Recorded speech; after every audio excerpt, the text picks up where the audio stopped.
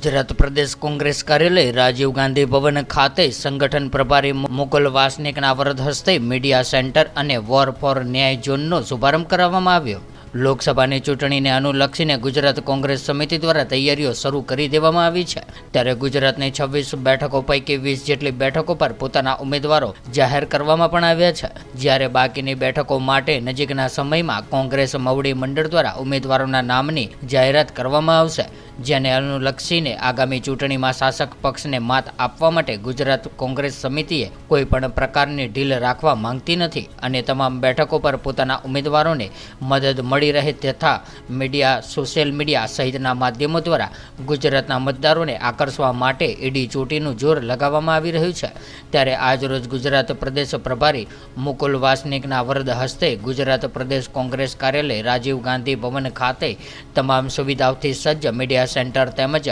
War four ન્યાય ઝોનનું ઉદ્ઘાટન કરવામાં આવ્યું હતું। ત્યારે આ પ્રસંગે ગુજરાત કોંગ્રેસના પ્રમુખ શક્તિસિંહ ગોહિલ, ઉપનેતા શૈલેષભાઈ પરમાર, પૂર્વ ધારાસભ્ય સિદ્ધાર્થ પટેલ, અમદાવાદ પશ્ચિમના ઉમેદવાર ભરતભાઈ મકવાણા સહિત કોંગ્રેસના હોદ્દેદારો અને કાર્યકર્તાઓ મોટી સંખ્યામાં જોડાયા હતા। ત્યારે આ media centre, strategies room, coordination room તથા વોર ફોર ન્યાય ઝોનની રચના કોંગ્રેસ પક્ષની યુવા ન્યાય, નારી ન્યાય, કિસાન ન્યાય, ભાગીદારી ન્યાય અને શ્રમિક ન્યાય મુજબ 5 ન્યાયની થીમ હેઠળ વિવિધ 25 ગેરંટીઓ દર્શાવવામાં આવી છે। વોર ફોર ન્યાય ઝોનના 14 જેટલા રૂમોમાં 26 લોકસભા બેઠકના કોઓર્ડિનેટર દ્વારા લોકસભા ચૂંટણીની રાઉન્ડ ધ ક્લોક સક્રિય કામગીરી કરવામાં આવશે અને 78 જેટલા વરિષ્ઠ આગેવાનો ચૂંટણીલક્ષી પ્રક્રિયા પર સતત મોનિટરિંગ કરશે। ત્યારે દરેક લોકસભાના ઉમેદવાર તેમના ચૂંટણી એજન્ટ સાથે વોર રૂમ કોઓર્ડિનેટરો ચૂંટણી પ્રક્રિયા, પ્રચાર પ્રસાર, જાહેર સભાઓ, પ્રેસ કોન્ફરન્સ, મીડિયા સંકલન,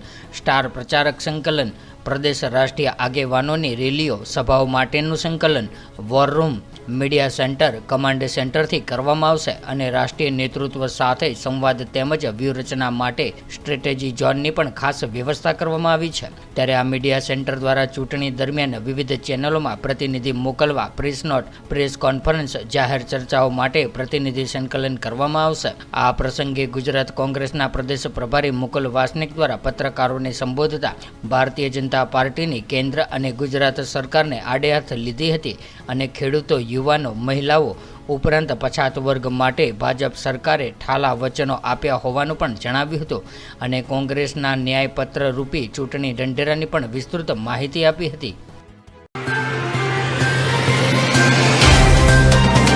तो व्हाट्सएप, ट्विटर, फेसबुक, इंस्टा जहाँ भी आपका अकाउंट है,